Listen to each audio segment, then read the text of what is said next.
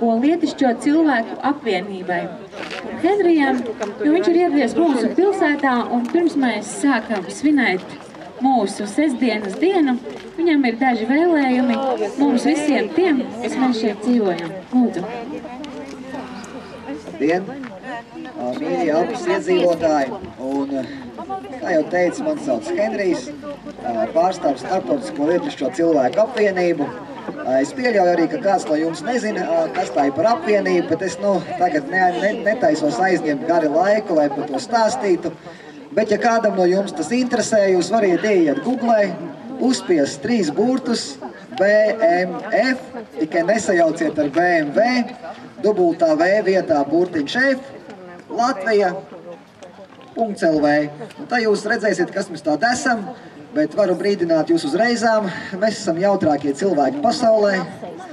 Mums patīk braukāt pa pilsētas svētkiem, nodot sveicienu tekstu. Mēs esam uzņēmēji, visāda veida uzņēmēji. Katrs nodarbojās ar kaut ko savu. Es, pieņems, esmu sportists. Brīvā laikā braukāju pa pilsētas svētkiem.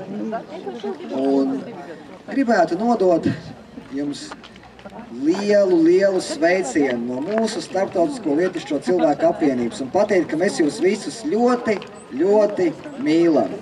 Ar Jēzus Kristus mīlestību. Un gribētu jums novēlēt visiem vissvarīgāko, kas mums pašiem liekas pats svarīgākais, kas ir mainījis mūsu dzīves, vienkārši atvērt savas sirdis Jēzum Kristum.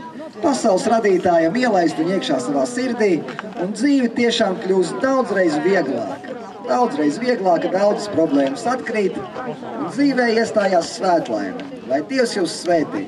Paldies!